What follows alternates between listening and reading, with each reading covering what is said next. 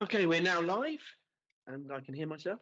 Welcome to the school pupils who are on work experience in the room today. Very nice to have you with us. It's going to be quite a long meeting, so if you get intensely bored at any point, do feel free to leave. But hopefully you enjoy watching democracy and politics in action. Okay, so this is the Cabinet, 14th of July. We have apologies from Councillor Edwards. Is there any declarations of interest? No. Okay, so the minutes from last meeting, approve the minutes of the meeting held on the 16th of June. Is everyone comfortable with those? Great. So questions from councillors. There are 2 questions received from Councillor Fry, which are published on the addenda, and then no supplementary questions are allowed. We don't have any other questions in person today. Petitions and public address. There's been requests to speak from 3 members of the public and 3 county councillors. And we will take those speakers at the beginning of each item if you're happy for that, or if you would like to get away. Anyone want to make a request to speak now? Bethia and Jane. So Bethia, would you like to speak now or before the item? If I could speak now, that would be great. Oops. By all means, we'll take you first then. Right. Just bear with me for a sec. So, Bethia, could you just tell us which item you want to speak to? It's item 12. Yeah. Okay. Oh, I'm just having some technical glitches. No, that's fine. Thank you. So, thank you for letting me speak today on the proposal to use EZ funding generated by businesses in Science Vale to pay for the shortfall in funding for the Cowley branch line. I appreciate the conversations I have had already with the Cabinet member on this topic, and that steps have already been taken to make sure that my concerns are addressed. But I am here as leader of the Vale to represent the best interests of my residents who feel the allocation of these funds minimises the benefits to the communities in which they are generated. I have spoken to a lot of people following the announcement of this proposal, and all share similar concerns. It is not that they do not support the Cowley branch line as a project, but the process and governance that has gone into making the decision to support it has been opaque, lacking consultation and the appropriate level of stakeholder engagement. We had been led to believe that there would be a robust methodology put in place that would allow for transparency when allocating funds generated within the Science Vale EZs. In the MOU, it is clear that while it allows for funds generated in the EZs to be spent anywhere in Oxfordshire on approved economic growth and infrastructure projects, it states that priority should be given to projects within or benefiting the Didcot Growth Accelerator Enterprise Zone and its surrounding area. Ward Councillor Peter Stevens is strongly of the belief that the benefit should primarily reinforce further EZ growth to support and safeguard the economic value of these strategic areas. Others have expressed concern that investment on some projects like the much needed Milton Heights cycle bridge over the A34 is being diverted to support the Cowley branch line. Further to this, I have spoken with Philip Campbell at Milton Park, who has a clear vision of some projects he would like to see prioritised, either those existing projects like the cycle bridge or the development of new infrastructure that could benefit not just the immediate vicinity, but the wider transport network into Oxford and other areas. At this point, there is no pathway through which these ideas can be put forward for further development and discussion. In short, we would like to see a clear and robust policy in place to assure that local area that the EZ funds generated there will directly benefit the communities hosting these important centres of business growth and investment. A wide range of stakeholders should be consulted to make sure we're investing in projects that will benefit the area as set out in the MOU already mentioned. This list should include the Vale, businesses within the EZs, parishes and other representatives as necessary. I appreciate that some work has already begun and that Cabinet will be making a decision to establish an Enterprise Zone Advisory Board in the Shareholder Committee later today. And while I welcome this, I want to make sure that we are fully involved in the development of this board and the development and the process by which we allocate EZ funds in the future.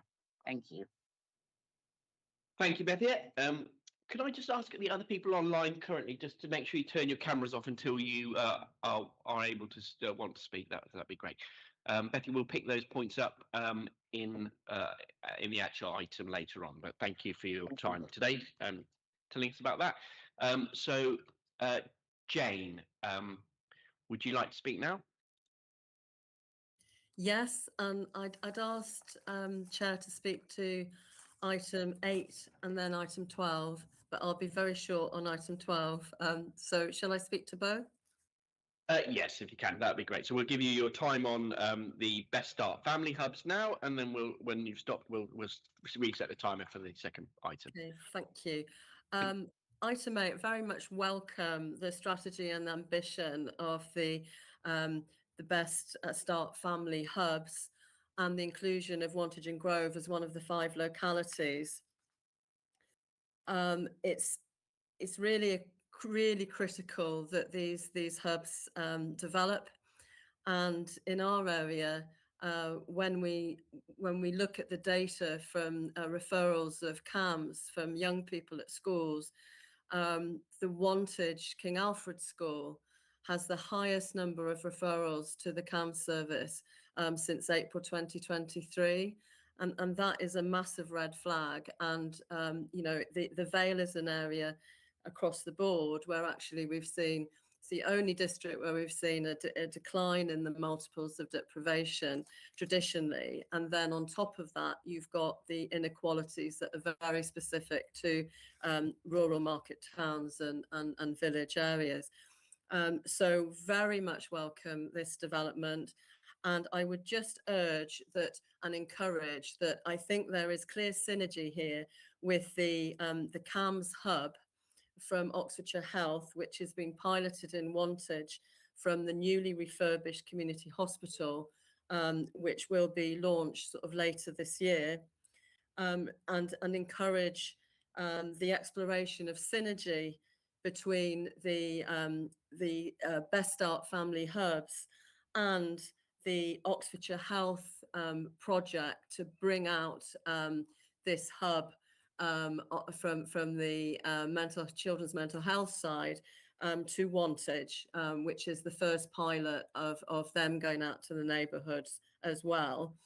And that this is a project that's been done in co-production with the Wantage Town Council Health Committee and with local members, and with the support of the Oxfordshire Host Committee. So just really welcome it, and it would be wonderful if the synergies could be explored across those 2 sort of major initiatives sort of coming to my area. So that's really all I want to say about item 8. Thank you, Jane. It's very useful in local insight into how we should be taking the Best Start Family Hubs forward, and we'll pick up those points in that item 8. So you'd like to now talk about item 12, if you would just restart the timer and you can go. Yes, so item 12, fully support the delivery of the Cowley branch line, fully support the importance of really ensuring that the government funds that are being offered are taken sort of by Oxfordshire. That's absolutely critical, and that we established as a trusted partner as part of Oxrail 2040. I'd just like to urge and really seek assurance around the impact really on the Science Vale, sort of which my division is part, and really following up on Councillor Thomas's submissions. I won't repeat them, but really, how can active travel sort of infrastructure projects, including those which are very delayed, be accelerated? How can the process be developed for that to happen, so that where we have areas of growth which are generating large funds because of that development, that we can see these really critical projects sort of close to where that growth is happening happen as well. And really in light of that, it's really to support what Councillor Thomas has said, which I fully agree with, and really sort of ask, is there any potential at all for have all options actually been considered, financial options of where this funding, the 14.5 million local costs, could come, because we do have concerns, obviously, about the infrastructure for our area. Thank you very much.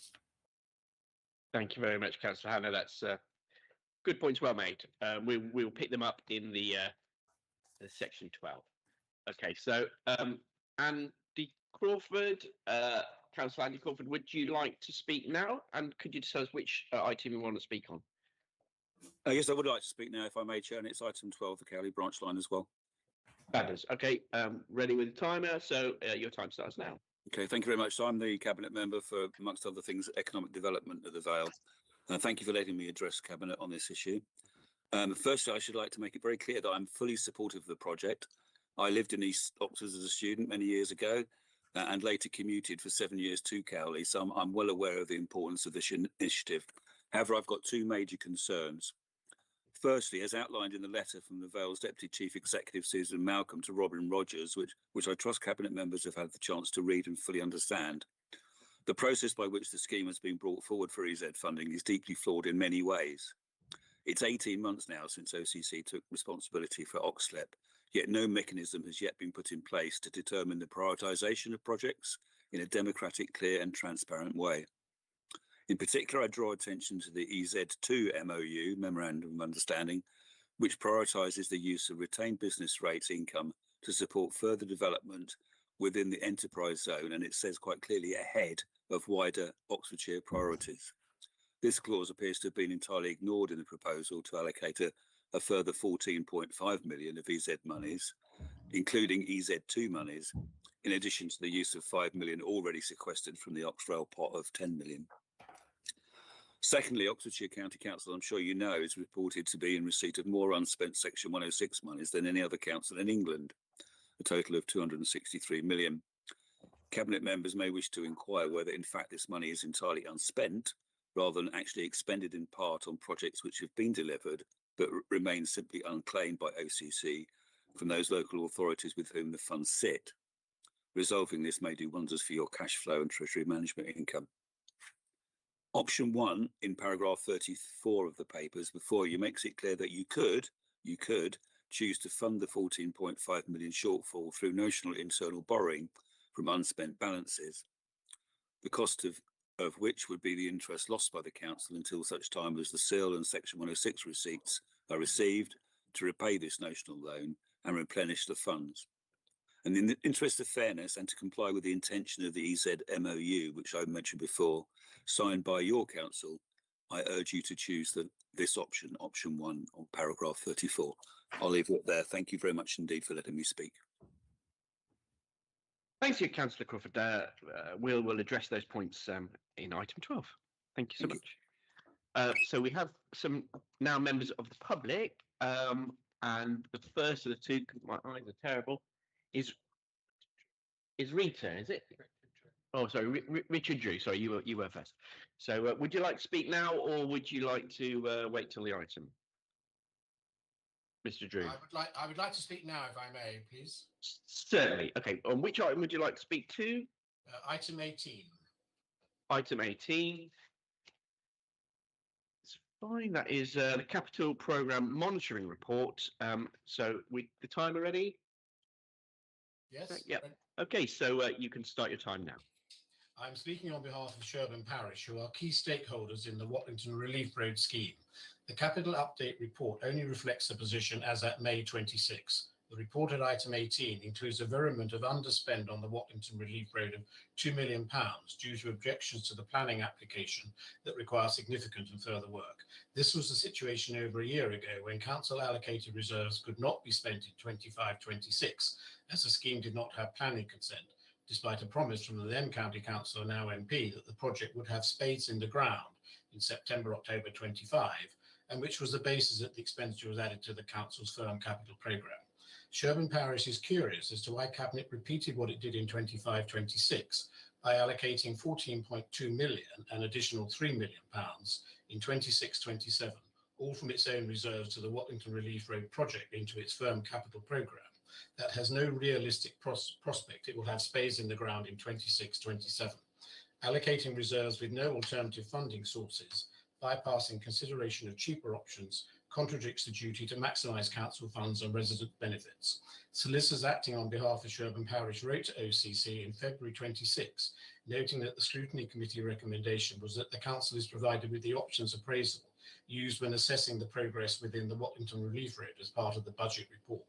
This has not been provided by OCC to the Scrutiny Committee, and this refusal is an admission that there is no options appraisal for councillors to consider cheaper, viable alternative solutions that deliver benefits for residents, and if progressing the scheme provides value for money. The OAR did not consider AMPR enforcement of the Watlington area 7.5 tonne weight limit, as scrutiny members had been told had been evaluated. For the avoidance of doubt, the OAR prepared by ACOM in February 21 noted that further assessment of the shortlisted options is required. Moreover, the need case in that document relied significantly on the development of 3,000 houses at Chalgrove Airport, which has now been withdrawn, and those Section 106 contributions are no longer available.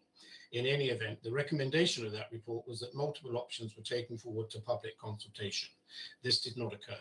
The decision by Cabinet in September 21 to adopt a preferred alignment and to progress to stage 2 was premised on a total budget of £10 million, less than half of what is now required, and premised on the Council recovering the cost from a combination of housing growth deal, funding and Section 106 contributions. Councillors were asked to approve the 26-27 budget without the information recommended. The position is that no proper options appraisal exists, considering if the proposed scheme represents value for money, let alone at a cost of £22.3 million. OCC is bound by a statutory requirement under Part 1 of the Local Government Act 2003 to have regard to the potential code for capital finance in local authorities. The code requires authorities to have regard... Mr. Drew, you have 20 seconds left. Thank you. The code requires authorities to have regard to the options appraisal and the risk to take account of value for money when taking decisions on capital expenditure. Sherborne Parish has fought for some time to emphasise to OCC that the Watlington Relief Road represents poor value for money. Thank you. Thank you very much. Yeah. Again, we'll address those points when we reach the item. Thank you for your time today. So we just have Rita left. Would you like to speak now or wait to the item? Could I speak now, please, because I may have to leave before you get to the item. It's Certainly. Regarding item 12, the Cowley branch line. Okay, that'd be great. Yeah. So you have 3 minutes and starting now. Right. Sorry, I'm just trying to put my camera on. Okay. I'm drawing upon my experience as a member of the Didcot Garden Town Advisory Board, as well as Milton Park Liaison Group, in presenting today. Earlier this year, the County Council Cabinet approved the plans, the movement and plans for Science Vale UK, in which contained a list of infrastructure projects, the area for which the EZ1 and EZ2 funds were established. We're therefore really concerned that the proposal to reallocate EZ1 and EZ2 to the Cowley branch line has progressed with almost no consultation, despite its significant implications for the Science Vale area. Committing £14.5 million of enterprise zone funding as a backstop for the Cowley line will inevitably delay the infrastructure improvements planned for Science Vale. These projects directly benefit Didcot Garden Town and the surrounding villages where many employees of the enterprise zone businesses live. Milton Park is a clear example of the benefit. It has identified projects to reduce commuter congestion by encouraging more sustainable travel, including a proposed new railway station at Grove, a new potential park and ride on land adjacent to the A34 and 4130. Improvements to Upperford Station are also needed. These interventions would ease peak time congestion in surrounding villages, especially when the A34 is gridlocked and traffic diverts through our rural communities, which are used as rat runs. Funding diverted to the Cowley line will also compromise the connectivity and active travel objectives in the OCC's own local transport connectivity plan. There is a strategic risk committing £14.5 million before the outcome of the LGR is known. It could jeopardise the enterprise zone's funds, particularly if the government decides in favour of the two unitary councils. For this reason, I urge the Cabinet to consider carefully the consequences of reallocating enterprise zone funding away from Science Vale projects for which it was originally intended. At the very least, consultation on these diversion of funds should have 30 taken seconds place. left, Rita. Thank you. And the impact on the communities around the enterprise zones risk assessed. Thank you. Thank you very much, Rita. Yeah, we will address those points in that item. Thank you for your time today, coming and addressing us. Thank you. So I think that means there are now no longer any speakers left. Councillor? Okay, yeah. Councillor Phillips, you're happy to wait till we get to the LGR item? Happy to wait till later, or do you want to speak now? That'd be great, thank you. Okay. So appointments, there are no appointments to report to this meeting. Item 7, reports from scrutiny committees. Candidates are to receive reports from the scrutiny committees. And we begin with Councillor Liz Brighouse to present the Education and Young People Overview and Scrutiny Committee to report on Best Start in Life Family Hubs. I took a bit of time to do that, so I'll allow you the time to walk to the chair, please. Okay, off you go. Thank you very much. You have before you the report from the Scrutiny Committee, which relates to the Best Start in Life plan. Of course, we also discussed at that meeting the family hubs, and indeed, I think strayed into some of the issues that are in the family related to the Family First grant, where a decision will be taken after this committee, I believe, after this cabinet meeting, I believe. So there's a whole raft of initiatives coming forward around children that I think our officers in children, education and families have responded to extremely quickly. Some of them, I think, almost they were being asked to have got something in by yesterday, rather than being given time to put things together. So I would really like to thank all of those officers who worked so hard on getting responses into all of these different initiatives in relation to children and young people. In particular, I'd like to thank Lisa, Annette, Sophie, Jenny Stoker, Harriet Preedy, and of course Sean, who is absolutely assiduous in coming to in person to our scrutiny committee, and to working with us not just at scrutiny committee but also outside the scrutiny committee, because of his commitment to children and young people, and I thank him for that. I'm not going to take up too much of your time, because I do think that the papers that you have before you in relation to the best Start in Life plan and the family hubs are actually well written, and they tell the story. The committee focused on ambition and delivery, particularly in improving school readiness and reducing inequalities. Members supported the decision to adopt more ambitious targets than those set nationally, but were really concerned that we weren't setting targets that we couldn't actually hit. And emphasised that in order to hit those targets, we would need to have much more resource than we have now, and that probably the pupil premium in schools would not be enough to cover some of that resource. We also discussed the need to adopt more evidence-based delivery. we tend to rely solely on data, but then don't actually put the different data sets we've got together to understand really what is leading to inequality for the many children in Oxfordshire who are failing. And I think that is something we really need to do and to understand, because it's not just about the number of children.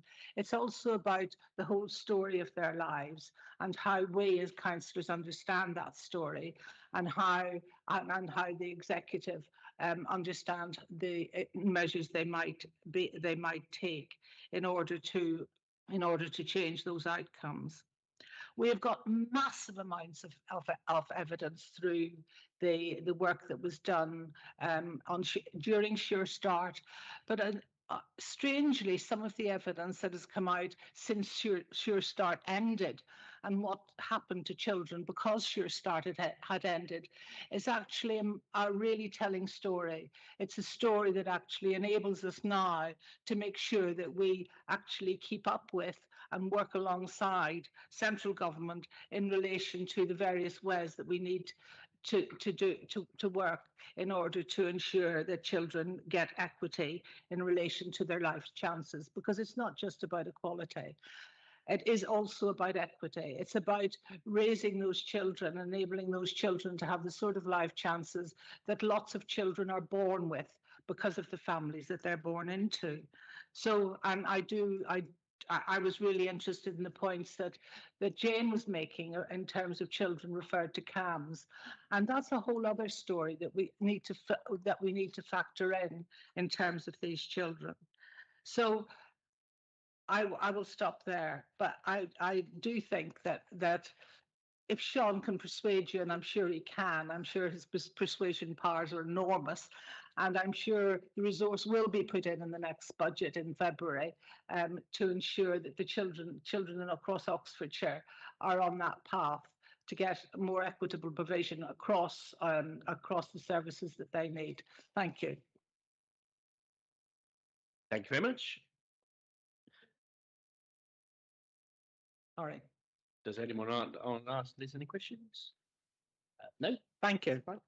So now Councillor Glynis Phillip to present the Performance and Corporate Services Overview and Scrutiny Committee report on the commercial strategy and shaping Oxfordshire's future economy. Thank you, Chair. I'm here to present recommendations from the Performance and Corporate Services Overview and Scrutiny Committee's meeting of the 12th of June relating to shaping Oxfordshire's future economy and the progress update on the Council's commercial strategy. The committee wishes to record thanks to Councillor Gordon, who was noted as only the second Cabinet member to have economy in the portfolio title, and Nick Glover, Interim Managing Director of Enterprise Oxfordshire. The Shaping Oxfordshire's Future Economy is a wide-ranging report, but the committee felt it wasn't wide-ranging enough because agriculture is a crucial part of this county's economy and food security is as important as ever. The committee believes that it is a significant omission not to reference agriculture and asks that the Cabinet considers what more it can do to help the agricultural sector better contribute to the Council's strategic and economic ambitions. The committee appreciates that the Council faces significant challenges in its long-term planning with both LGR and devolution underway, and that this was an investment plan for the short to medium term. The intention is to support businesses and residents. However, the committee believed it should be clearer what the Council's actions are aiming to achieve. The committee has asked for clarification over what the different models of economic development would look like and practical examples of what residents can expect from them as part of the Oxfordshire Investment and Productivity Plan. One such practical benefit the committee wishes to highlight is a more joined-up approach to, for example, ensuring that there are public transport links to employment sites. The loss of the X35 bus service, which previously linked residents living in Farringdon and Stamford in the Vale with Harwell and Didcot, is an example. There is a need for greater synergy between public transport planning and economic development sites. Economic development is a relatively new direct responsibility of the Council, and where the heavy lifting of delivery has largely been done by others, with the Council's role as a planner, enabler and convener.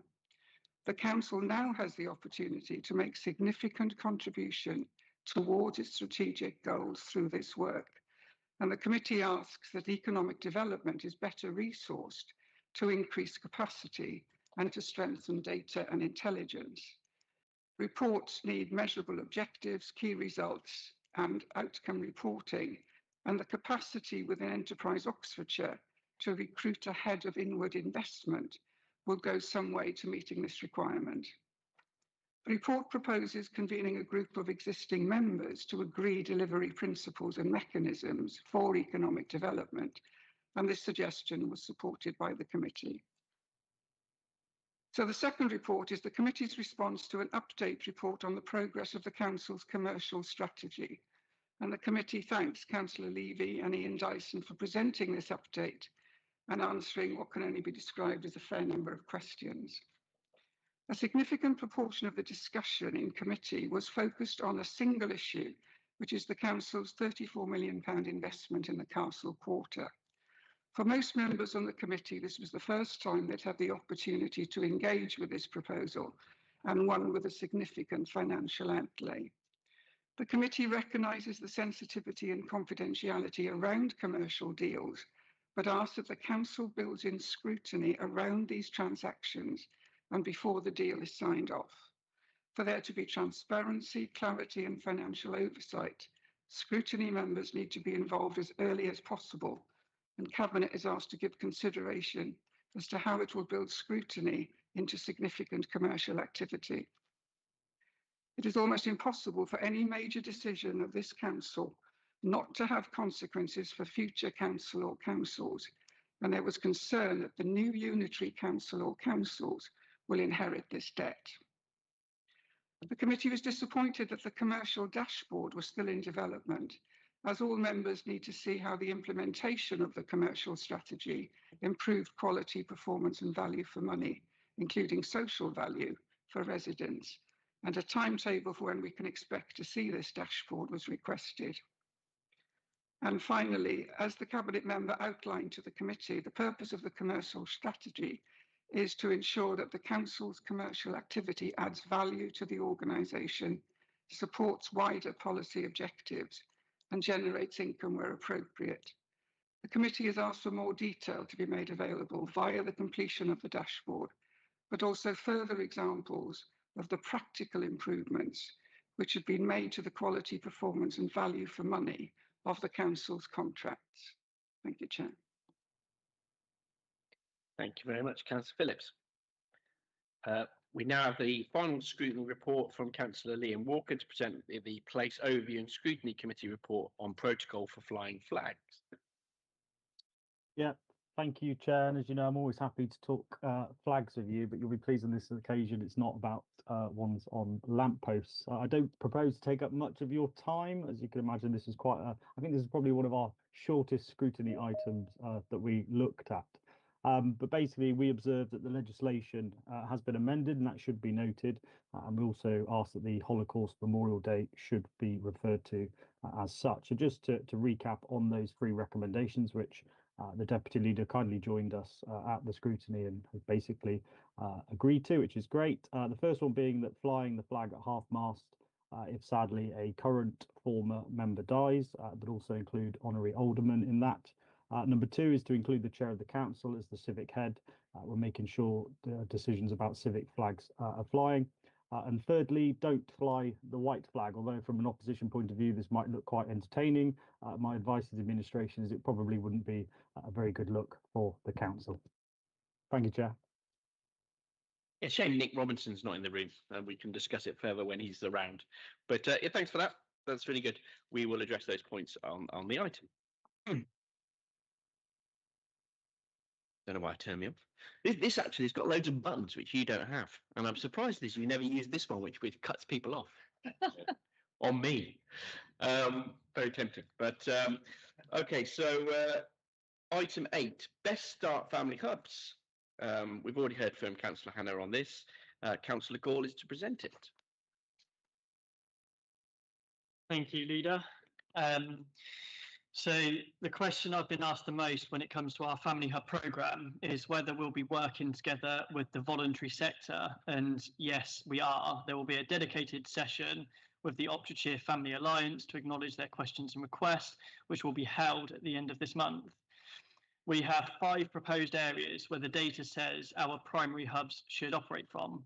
4 areas have locations where we have identified areas within which our primary family hubs can operate from, and they are in Oxford, Banbury, Witney and Didcot, where the primary hubs will operate from our existing children and family centres. Our data clearly identifies the need for a primary family hub in the Wantage and Grove area, where to date we have not yet located an area that we can operate from. However, I'm in touch with our local members and a helpful discussion is currently underway. I'm hopeful we can move to a solution quickly. We will further develop a wider network of support programmes which can be delivered by partners such as from our valued voluntary community and faith sector, who through our grant programme that we're developing, our partners will be able to apply for some funding to work with us under the Family Hub branding, subject to strict operating guidelines issued to us by government. Our Family Hub network will be crucial in supporting our Best Start in Life plan, which will be crucial if we're to meet our good level of development ambitions spoken about earlier and which I've spoken lots about previously. I'm very excited by where we are at the moment, and I really look forward to it getting underway at speed. Thank you. Thank you so much. Do we have a seconder for this? Councillor Gregory, thank you. Is there any debate on this item? Councillor Gregory. Thank you. I welcome this strategy, and I'd like to thank Councillor Gore for his work and ambition on extending the targets put in place to get children in receipt of free school meals, achieving a good level of development. Obviously, we know that the decision to close the children's centres back in 2017, in my opinion, was a mistake, and obviously reduced the help that many parents came to rely on. In some areas of the county, the local community managed to set them up as charities, and I'm really pleased to see this strategy incorporates them into their plans. So I fully support this plan. Thank you. Very good points. Councillor Fawcett. Yeah, thank you again. Thanks to Sean and the officers that have done so much work on this. I think it's absolutely right that we have a multi-track approach on this, both the direct support we can put into the communities that need it most, but also supporting the network of voluntary and charity organisations across the county. As Councillor Gregory has just alluded to, it was an absolutely terrible decision by previous Conservative administration to close the vast majority of family centres across Oxfordshire. I'm glad to say that the Liberal Democrats, working with colleagues in Labour and Green parties, managed to at least put some significant transitional funding in place, which actually enabled a lot of those organisations to carry on, and many of them are still successful today, but not able to provide the range and depth of services that the children's centres were able to do. So it's absolutely fantastic that we're now in a position to do more to support them and work with them, as well as our own direct provision. And it's also brilliant that we've been able to support some of those organisations that still occupy premises that we own through a much more progressive attitude towards rents for those buildings, recognising the social value that those organisations bring to our communities. So I'm fully in support of this paper. Yeah, I think it's really important that we reflect on what we did as an administration when we came in 2021. We had lots of family centres, children's centres across the patch that were being run on a voluntary basis by people in our communities that were really stepped up to the plate when they were cut. But the previous administration was still charging rent on these places, on the properties, on a lot of them. And so for the Maple Tree in Wheatley, for example, we managed to reduce their rent from £10,000 to zero. And we've been funding them through my council priority fund since then, doing little bits where we can on an ad hoc basis to try and make it sustainable for them to continue. I do recognise the government stepped into this space and put in additional money for these Best Start family hubs. That is fantastic. And I really applaud Councillor Gall, you making sure that there is capacity for the existing hubs to bid into grants so that they can continue their work and become more financially sustainable in the long term. So I also really support this paper. Is there any other comments that people want to make on that? In which case, the Cabinet is recommended to approve the strategic direction of travel for Best Start family hubs in Oxfordshire and delegate authority to the Director of Children's Services for the delivery of the proposal, including the expenditure of the Department for Education, DFE grant and budget. Do we approve? Need to press your. Just in response to Councillor Hannah's inquiry, so I can confirm there is a meeting with Oxford Health and our family hubs just in terms of that Wantage provision and linking up with the CAMS hub as well as the Wantage Hospital, so we can maximise all of those multi-agency partners. Brilliant, thank you for touching on that. Okay, so that item is approved. Thank you for. You did all approve it, didn't you? Yeah, they'll approve it. I saw no dissent. Jack. I saw no dissent. Okay, fabulous. Citizens Assembly update. This is item 9. So in February and March 2025, the Citizens Assembly was conducted to explore how Oxfordshire's transport system could work and support people's health, the local economy and the environment by 2050. The Council commissioned the Mutual Gain to design and deliver the Assembly. So this report is covering background information from the Citizens Assembly on the travel and transport. It's 20 recommendations and the Council's continued response to these. And it is supported by all the annexes and papers that are online. Okay, so do we have a second? I will propose this motion. Do we have a seconder? Councillor Epps, do you want to say a bit more? Yes, thank you, Chair. I'll just give a little bit more background for those who may be less familiar with this work. I think this is something that has been very, very positive for the county. We're asked to note progress on delivery here and the additional engagement that's been made over the last year with Citizens Assembly members. And this is all about exploring how our transport system can best support health, the economy and the environment, and how our local transport and connectivity plan can be delivered in ways that meet residents' needs. And Assembly members have supported the direction of the council, but have sought a little bit of clarity in terms of ambition, timelines, funding and stronger action. And that feedback is very, very helpful.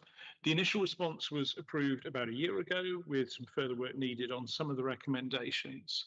And we've been taking that work forward. So many of the 20 recommendations are already being progressed through the existing work streams around behaviour change, road safety and reducing traffic. And since last summer, there's been further progress made against several other recommendations, including free park and ride bus travel and park and ride service enhancements that have been supported by the temporary congestion charge. And I'm hopeful and confident that there's more work that we'll be able to deliver on those. There's been wider transport and travel choice communication campaigns also taking place. Since then, Assembly members have been involved in 2 further workshops, one on the temporary Oxford congestion charge and the other on the Oxrail 2040 plan. And that's really helped us it's helped to inform scheme delivery and it's helped to inform that long-term rail strategy. And next, I hope that we'll be soon reconvening the Assembly to get their feedback on the emerging Oxbus 2040 plan, which I discussed at the last place scrutiny meeting, which will look at a new long-term strategy for bus services. There's lots of good information in the report. It evidences the Assembly's support for a lot of the core things that we've been doing, and I particularly direct colleagues to Annex 5, which has got the updated response to those initial 20 recommendations. Thank you very much, Gav. Do we have any further comment? Councillor Leppman. Well, I just wanted to thank the members of the Citizens Assembly who have spent a huge amount of time thinking about this really important topic and have been incredibly helpful to us in forming our policies around transport. And in particular, as Councillor Epps mentioned, things like the congestion charge, Oxtrail 2040, really important. But also, I think it's a great testimony to the way that this was done, that they've been prepared to come back on several occasions and continue working with us. So my thanks to everybody that's been involved in this, which I think has been really successful. Yeah, I mean, these people were chosen at random as a representative sample of Oxfordshire residents. And when they are presented with all the facts and the constraints that we have to work under, they've come up with some really fabulous recommendations and stuff that's very often in line with the thinking of not just us, but previous administrations. Let's be fair. A lot of the travel policies in this city were devised originally by the Conservative administration, and we've just enacted them initially with the help of Labour in a joint administration and the Greens, and now as we're going solo. But when people hear the evidence, they tend to come up with the same conclusions. And I too would like to lend my thanks to all those people who've given up a huge amount of time to be involved in that Citizens' Assembly. So the Cabinet is recommended to note the progress being made to deliver against recommendations from the Travel and Transport Citizens' Assembly since July 2025. Note the additional engagement that has taken place with Assembly members over the past year in support of deeper involvement of communities in transport policy development and scheme design and delivery. Is everyone content with those recommendations? Yes. Jack? Very fabulous. Good. Thank you very much. Item 10. Thank you, officers, for coming. Item 10, Thames Valley Spatial Development Strategy, SDS, Development and Governance. Okay, so Councillor Gordon, if you'd like to present this. Thank you, Chair. So the Spatial Development Strategy is that working? Yes, it is. And is intended to provide a high-level spatial framework setting scale and distribution of growth, investment opportunities and supporting infrastructure across multiple planning authority areas. This is a process that's being imposed by government. The geography is also being set by government. We've been very clear that it must include Buckinghamshire in order to be workable for Oxfordshire. And the government is expected to insist that it also includes Swindon. The motion sets up the working arrangements, governance and oversight we need to deliver it. It will be hosted by Bracknell Forest because they aren't affected by local government reorganisation, and so well placed to hold that in the grant funding that has been given by government for the duration of the process.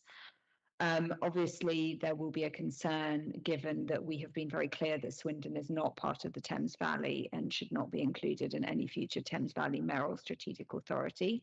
However, my view is that our position favouring the Thames Valley is that it rests on a vision of devolution as being around enabling the delivery of critical public services in a defined geography that allows them to work together and reinforce one another, rather than occasionally working against one another as we find at present.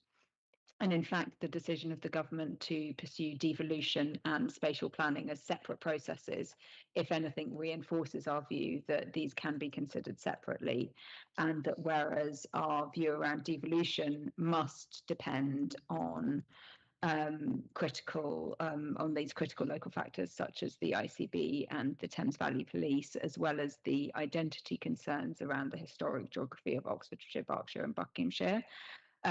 The spatial planning process does need to consider the entire travel to work area, as well as maintaining an element of fluidity across boundaries, which in the case of this geography means we also need to be considering, for example, Motorsport Valley and the links to Banbury, travel to the Frimley Park Hospital in the south of the region, as well as connections into places like London and Milton Keynes from the edges of the region in that respect. So accepting this does not mean that we accept a devolution deal, including Swindon. On the contrary, we are willing to work pragmatically with our neighbours on spatial development precisely because we do not accept a devolution deal, including Swindon.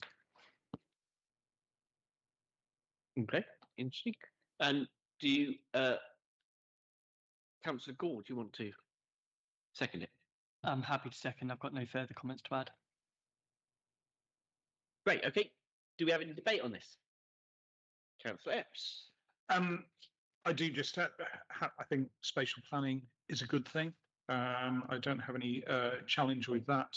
I do just note the insistence on the bizarre geography that government seems to insist on. I think someone in government needs a geography lesson, and the fact that this is called the Thames Valley, but for some reasons includes Swindon, and it really shouldn't. Yeah. Any other comments? Dan, Councillor Levy. For some reason, we're sharing a microphone. It's our spatial awareness. On that particular topic, the omission of bucks is also slightly odd in that it is virtually impossible to get to quite a lot of places within the area covered without going through Buckinghamshire. You can't, for example, get a mainline train from Slough to here without going through Bucks. So the whole process seems a little bit odd, but it's a step forward, I guess. Any other comments? Councillor Leffman? Yeah, just to reiterate, I think it's really crucial that Buckinghamshire is included, and I hope the government will make that decision, not least of all because an enormous amount of work has gone into thinking about spatial development around the East-West Rail line and all the travel to work issues that brings up, and the fact that we want, first mile, last mile to work. And I think all of that comes under the SDS. And without that, actually, it's really difficult to plan for it's difficult to plan for Oxfordshire, actually, if Buckinghamshire is excluded. So I hope the government will take the right way forward with this and insist that Buckinghamshire is included, because I think when they first went out to consultation on this, it was sort of maybe. I hope they've decided against that maybe, and it's a firm decision to include them. Yeah, I very much agree, Councillor Leffman. As a councillor that represents a division on the border between Oxfordshire and Buckinghamshire, it seems nonsensical not to have that in the geography. And obviously we have a border with Swindon, but it's not in the Thames Valley. And seems, well, as you say, Councillor Gordon, it's a pragmatic approach that we're developing here, but it does seem slightly odd. This is a geography that's imposed upon us by central government. So we're just agreeing that in the interest of strategic development across the region, we will take part. So the Cabinet is recommended to, hold your breath everyone, A, approve the establishment of a partnership with the councils covering Oxfordshire and Berkshire, including Swindon, in the initial pre-inception period of the statutory Special Development Strategy, SDS, for the Thames Valley area, without Buckinghamshire or Milton Keynes, and pending agreement by government on geography. Note the funding and resource allocation for the pre-inception programme. C, agree that Bracknell Forest Council will act as the accountable body for funds held on behalf of the partnership and will host any staff appointed for the Thames Valley SDS programme. D, still got the kids with us? Agree the high-level interim governance and oversight monitoring and assurance arrangements set out in this paper covering the arrangements for the period before a statutory strategic planning board, SPB, is established through secondary legislation. And finally, E, to delegate the detailed arrangements and working arrangements for the pre-inception development of the SDS to the Director of Economy and Place in consultation with Head of Legal and Governance and Deputy Monitoring Officer. Are we? Leader, I just wanted to check. You made an aside in the recommendation A with reference to Milton Keynes and Buckinghamshire. Is the intention to add that in or not? Sorry, I riffed on it. It is not the intention to add that in. Okay. Thank you, Monitoring Officer. I do apologise. With that omission, are we content with the recommendations as I've laid out? Yeah, I'll be content with it. We're content with it. Yeah, that's as far as we can go. Okay, thank you. That is approved. I will not refer any further. Item 11. the Oxfordshire Infrastructure Strategy, OXIS. We will be making some changes on this one. Councillor Gordon to present. Yeah, so this is a report prepared for the Oxfordshire Joint Leaders Committee around strategic infrastructure needed to support future development across Oxfordshire. So it's around prioritising the strategic infrastructure needed to support our existing development plans, rather than around new development plans, either around jobs or housing. It will be superseded in due course by the SDS, but this is around which will give us more powers and the ability to take a strategic view. But this is about bridging that gap. I understand there are some concerns within the Cabinet around this piece, so it might be useful to have a discussion around that. Let's debate. Councillor Fawcett. Yeah, thank you. I mean, starting with the positive, I think it is really important that we do set out really clear plans about what we think are the important priorities for infrastructure in the county. It's very clear that over the last decade, probably further, Oxfordshire has seen enormous growth, both in jobs and housing, and the infrastructure just has not kept up. I still remember the debate around the growth deal that took place in the county council meeting I think it was about a decade ago, was it? Where the then leadership of the then Conservative leadership of the council simply accepted the growth deal from the government, 100,000 extra houses, with, compared to the infrastructure need, a really tiny amount of money that we're still spending, and is nowhere near enough to fund the amount of infrastructure that was already needed in Oxfordshire at that point, let alone is needed with another 100,000 houses on the way. So it's really important as County Council we play our part in making sure that infrastructure is delivered. And there's a lot of really good things in this in this strategy that ties in with the work that we've been doing with the Growth Commission and with our other councils in the county to try and make sure some of this stuff gets delivered. And some of it is really basic stuff that any civilized country and most other civilized countries would simply have sorted out by now, like having a grid that has enough connections to build new renewables and connect them to, like having water infrastructure, which means that we're not pouring shit into our rivers on a daily basis, including every river in Oxfordshire. This is really basic stuff. We shouldn't have to have an infrastructure strategy that includes this kind of thing, but it turns out that we do. The other really positive thing in this paper, I think, is when you look at the transport infrastructure that's proposed, it is significant that it is primarily active travel and public transport schemes that are given the priority, and the old style belief that if you add another lane to a road junction, it's somehow magically going to make congestion disappear, when in fact all the evidence is that it makes it worse in the long run, have been downgraded as a result of the system. My one concern is that some of the items in here are not nuanced enough. So for example, we're awarding points in the scoring for creating jobs without any nuance about where those jobs are. And if you look at the county's transport policy, the top line in our transport policy is to minimise the need to travel. The development in Oxfordshire over the last few decades has basically massively increased the needs to travel by putting jobs in Oxford and houses everywhere else. We need to reverse that, and we need a system, we should have a scoring system for our infrastructure projects that actually does that. And I don't think as it stands that the paper does that as well as it could. Saying that, I don't want to throw the baby out with the bathwater, so I think we have to accept the report as it is, but I hope we can make it clear that we actually want to see a bit more nuance within there, and that when it comes to creating jobs, we need to create jobs where there is housing, and we need to build housing where there is a surplus of jobs. And if we can add something to the recommendations that make that point clear, then I'll be happy to support. Okay, good points. Councillor Epps. Yes, thank you, Chair, and I think I agree with everything Councillor Fawcett said. That there's a time lag within anything that looks at infrastructure planning and strategy. At least there's a risk of a time lag, in that you're effectively looking to tackle yesterday's problems by the time your report appears. And here we are in what appears to be the tail end of the third major heatwave and extreme weather event of just this summer. And there's a report in here about infrastructure, but very little, as far as I can see, about climate adaptation. And I think that just encapsulates the sort of problem that we have here. There's clearly been enormous efforts being made over the last 10 years, particularly the last 5 years, to ensure that infrastructure keeps pace with the growth that's being required of us. And yet we keep on being challenged that this needs to go further.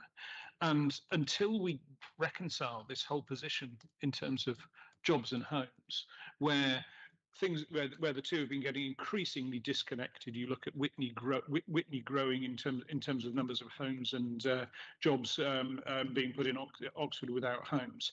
This has happened over 60 years, and it's going to take an awful long time to get this back. There are some other strange things in this report. There seems to be a dichotomy between a suggestion of a need for more school places and demographic information in the report suggesting that based on census data, the number of our youngest residents is actually falling. The funding mechanism section is peculiar and doesn't really talk about alternative funding mechanisms that we're going to need, such as land value capture. But I think this is based on a vision for sustainable development that's already 5 years old, when the world looked very, very different, and politics in Oxfordshire certainly did. There are some good things in here. There's a clear commitment to tackle the issues that we have with provision of GP surgeries, and that's got to be a priority for all of us. There's a really good commitment in here to retrofit. But I think I agree with Councillor Fawcett. I think we could only endorse this document on the basis it needs further work. It certainly needs further work to reconcile the need for co-location of jobs and homes, and I think it needs to work much, much harder as well on climate and on funding. Thank you. Any other comments?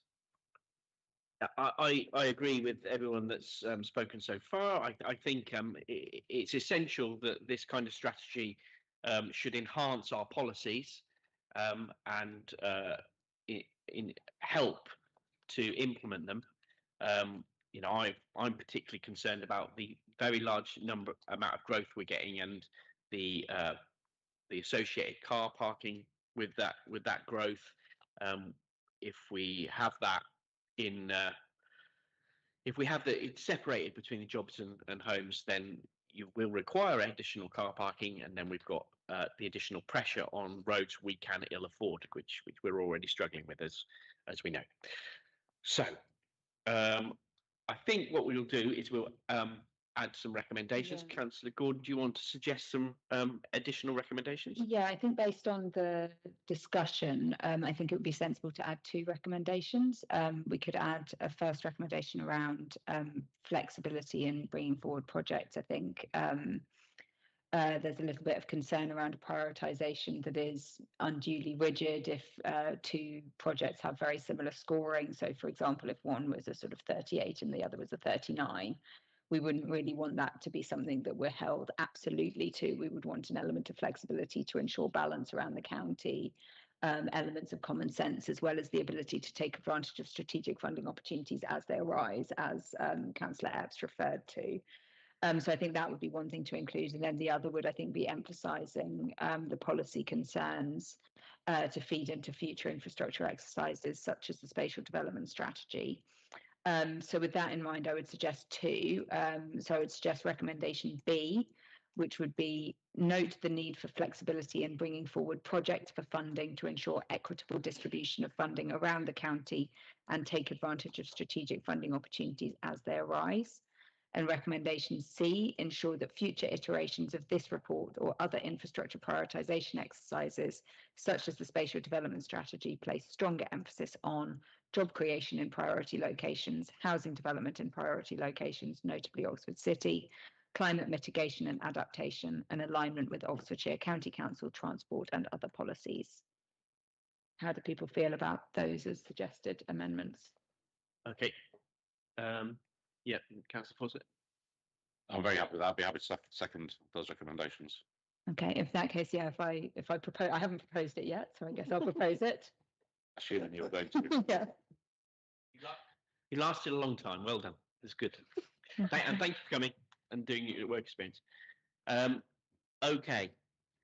So you're prepared to propose it, and you're going to propose it. I am happy to propose it. And you're happy to second it. Delighted. because they're additional, I just want to check with our monitoring officer that you're comfortable with those as worded. Okay. Sorry, Chair, yes, satisfied, thank you.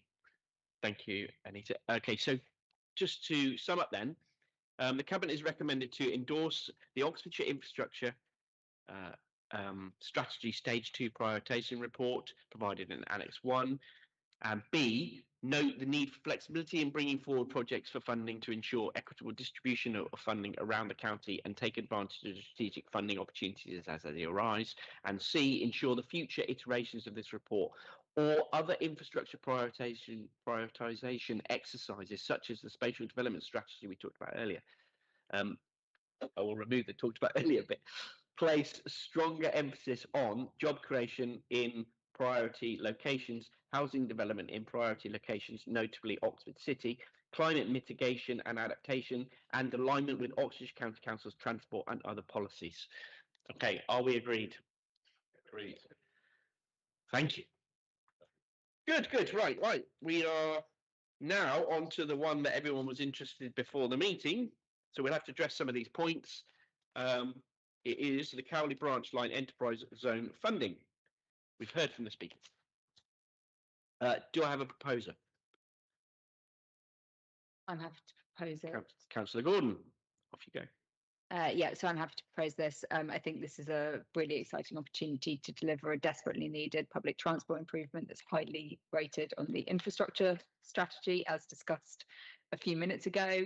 Unlocks more than 20 million of private sector funds, 120 million of government funding. It's a really valuable and strategic use of funds. The enterprise zone funding is available to support economic development across Oxfordshire, which this railway will do. Speakers raised concerns about consultation, which is something that I think we're very alive to, that we've heard and that we're already planning to take action on via the item in the shareholder committee to follow this meeting, which will propose an enterprise zone subcommittee to consider future uses of enterprise zone funding. Speakers also raised concerns about the investment in Science Vale and the need for investment in strategic transport projects around Science Vale. The MOU allows funds generated within the enterprise zone to be spent anywhere in Oxfordshire on approved economic growth and infrastructure projects. And it does also state that priority should be given to projects around the accelerator zone and the surrounding area, but I think that's something we can be quite comfortable with, given around half of funds have already been spent in the area directly around the enterprise zones. This project is something that would also benefit a very large part of the county. I think Councillor Epps will be speaking to that in a minute, around the way in which this reinforces the Oxrail 2040 strategy. Councillor Levy will be speaking around the financial aspect, but there are good reasons in brief not to borrow against reserves or Section 106, which would cost us significant amounts in interest. I think that covers all of the points that were raised by speakers. I think around the Milton Heights Bridge as well, it was something that you were going to speak to, Councillor Levy. Thank you very much, Councillor Gordon. Councillor Epps, do you want to second this? Yes, I'm happy to second, and I think from the transport perspective, I think it's worthwhile saying a few more things. The County Branch Line is clearly vitally important for the equity of our county and to increase opportunities for some of the most deprived neighbourhoods. But it's also absolutely fundamental to unlock capacity in Oxford Station. And as such, it's significant, it's time critical, and it's a core part not only of the Oxfordshire Metro concept as a whole, but critical in turn to demonstrate our ability to deliver other elements of Oxrail 2040, including new stations such as that at Wantage and Grove. Looking ahead, if we can don our devolution crystal ball, it could be that enterprise zone funds may come under the responsibility of a future mayoral authority of whatever nature and under whatever geography. But I think if I was looking at this from the perspective of some of the speakers earlier, I would be really conscious that it's important for us to be able to get the County Branch Line delivered on time, on budget, and be able to answer to be able to bring forward other parts of the plan for rail. We've got a shareholder committee report which is coming, which will help deal with some of those underlying issues of governance, the establishment of an EZ advisory board, which hopefully will help make some of the concerns that were made earlier more and address those. There are a couple of other questions that came from the speakers earlier I wouldn't mind addressing. I think it was Councillor Crawford talked about other options that have been looked at. There's been all sorts of discussions about the funding for the Cowley branch line, including things like borrowing against future fare box, which is something that's been used for the Elizabeth line in London and was considered, certainly put forward by us, but I think possibly opposed by the Treasury. There are other things being done to look to accelerate Section 106 spending, and that's one of the reasons why, in fact, we're making some progress in terms of getting Milton Heights Bridge going again. That work had been paused, but that's now been unpaused, and there's some preliminary design work starting to be progressed. There's also a section in this report about future funding. So this isn't the case of taking funds from the Vale, as one speaker seemed to suggest, but we're looking to bring forward a whole bunch of infrastructure projects that will benefit the Science Vale, but also to make sure that with the county in mind, we're bringing forward this absolutely critical piece of rail infrastructure in a way that will benefit the whole of the county and will in due course further help accelerate delivering plans for Oxfordshire 2040 that will be absolutely critical to residents in the Vale of Whitehorse area. So I'm very, very happy to support this. I'm happy to speak to colleagues from the Vale separately and provide some further reassurance. And if there are particular infrastructure projects that they want to discuss with us, I'm very open to that. Thank you very much, Councillor. Councillor Fawcett. Thanks. I think the speakers on this actually did have some very good points that we should acknowledge. I think it has taken us as a county council too long to get to grips with the consultation around these capital projects and the EZ funding and related issues. And that does mean to an extent we're starting to do a few things possibly in an order that would not be ideal in an ideal world. I think we should acknowledge that. And I think there's also a fair point that in the memorandum of understanding, which by complete coincidence I helped negotiate because I was Councillor Crawford's predecessor as the Economic Development Cabinet member on the Vale. We do need to be minded that there is effectively a suggestion that we should look at local projects first and then the wider area. I think those are fair points. Saying that, and I'm happy to be corrected by the officers who've got this wrong, although there was previously a delay to the Milton Heights Bridge project, I was of the understanding that we now have agreed the funding for that, and that is going ahead. I can come in on that. When Cabinet took a decision in October, the same decision that allocated the Oxfordshire budget from EZ funding, there was an allocation for Milton Heights Bridge. That needs to be incorporated into the capital programme. There's a business case process going on. I wanted to review whether that's funding sufficient, but yes, significant additional EZ capital has already been applied to Milton Heights Bridge. About 15 million from memory. That's the total cost. The additional, I'd have to come back to you on the detail, but the additional cost is something like. Okay, so I think it's important, if that's not understood, it's important that message is out there, that we are fully committed to that project. Some points were made also around some of the other specific active travel schemes around Milton Park specifically, and I think it is fair to say we haven't moved those projects forward as quickly as we ought to have done. And as someone who actually does cycle around the active travel infrastructure in that part of Oxfordshire, I'd absolutely welcome some progress on that, and I think that's a fair challenge that we've heard. So, saying all that, I actually think that investing in making sure that the Cowley branch line goes ahead quickly is not only a benefit to the immediate area around the Cowley branch line, but actually opens up significant improvements in connectivity around the county. And thinking of my residents in Abingdon, in the Science Vale area, it would provide connections via Radley Station and via Culham Station, and for people in the Didcot area from Didcot, that would mean they would be able to get round to parts of East Oxford much more quickly and much more efficiently than they can at the moment, whilst also helping to take cars off what can be quite a congested road. So I think this is the right thing to do, and it's particularly important to note that this is forward funding to enable the Cowley branch line project to go ahead now at pace, which we have all agreed is a priority.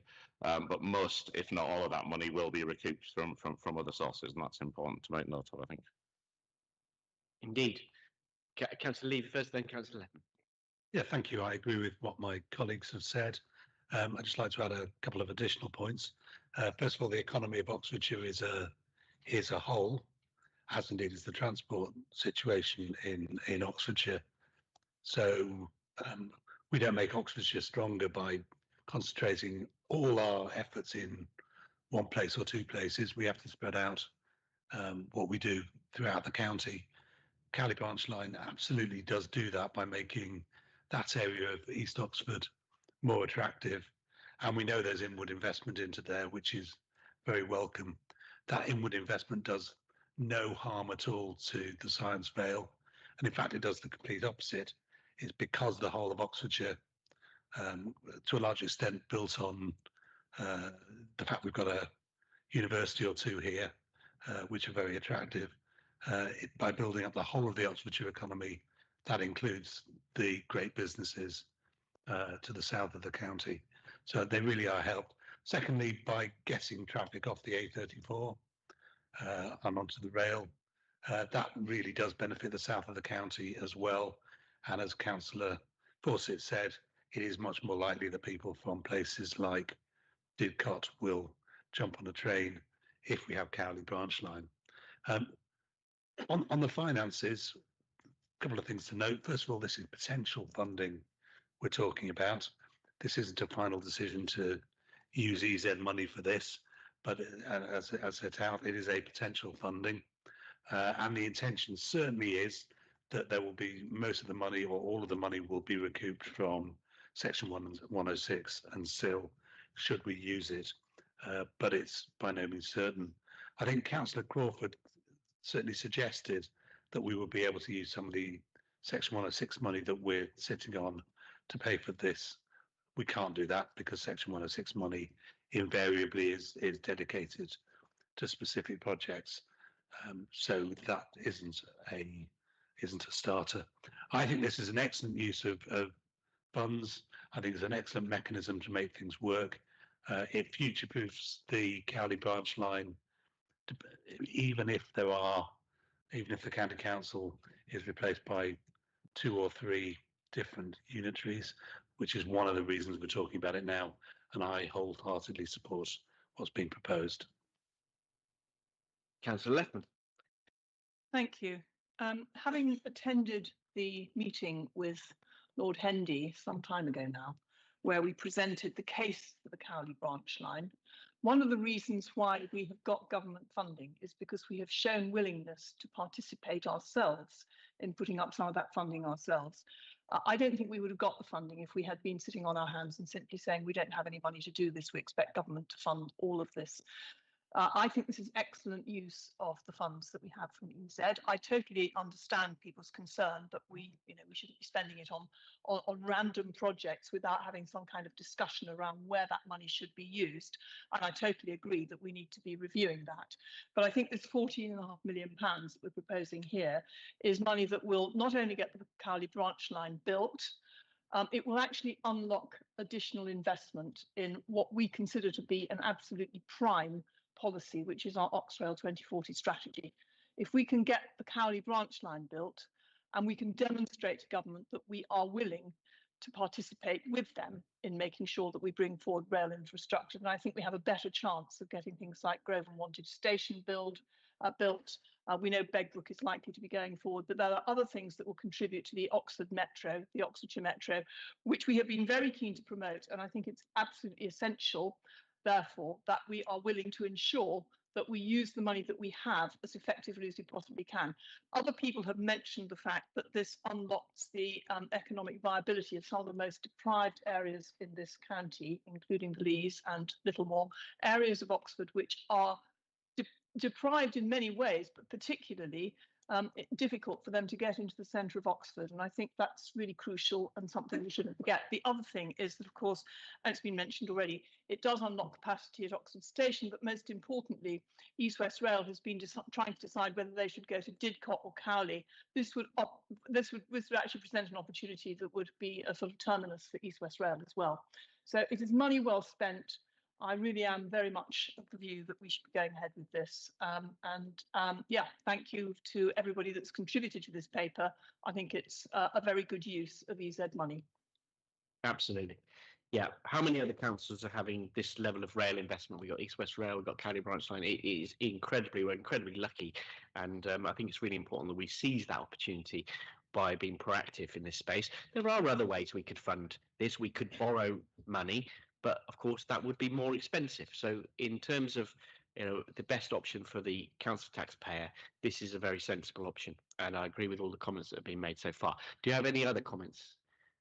In which case, the Cabinet is recommended to approve potential funding to meet up to £14.5 million of local costs for the delivery of the Cowley Branch Line through the use of retained business rates funding from the 2 Oxfordshire enterprise zones as set out in paragraph 44 and subject to the provisions of paragraph 41. B, note that the exception is that this forward funding would be replaced by future S106 and Community Infrastructure Levy contributions, but neither the amounts nor timing are certain at this stage. And C, note that any future shortfall in funding or additional borrowing costs remaining after these amounts are received would need a further decision to agree how to manage this. Are we all agreed? Agreed. Fabulous. Item 13. Is Councillor Walker still with us? No, he's gone. Check. Oxfordshire County Council's protocol for flag flying. Councillor Fawcett, are you prepared to move this? Yes, I am, and I'd like to thank the Scrutiny Committee for their very constructive feedback. It was a very positive discussion that we had at the Scrutiny Committee. I think I'm right in saying that all their key points have been taken on board, and if any of them have been missed, I'll make sure they get taken on board in the future. But this is a perfectly sensible and boring flag policy that we should just support. You're not flying any white flags? I never fly white flags, Councillor Beard. As you know, we proudly have our England flag up in our house at the minute for the football. Excellent stuff. Do we have a seconder? I'll second this. Because as you know, if you've been reading The Guardian recently, I'm a true patriot. Okay, so the Cabinet is recommended. It's patriot in English. Patriot.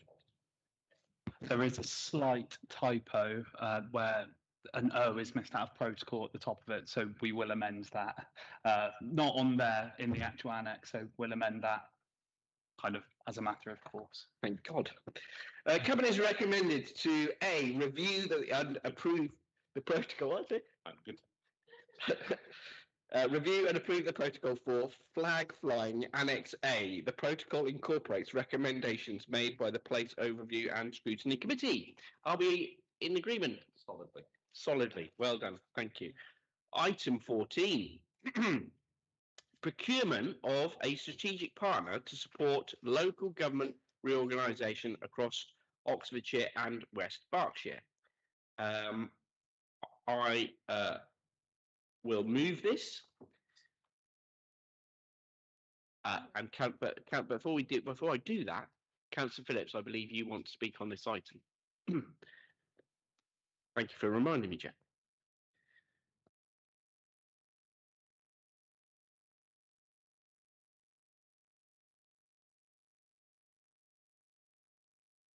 My word has expired, so I'm going to be making this up as I go along.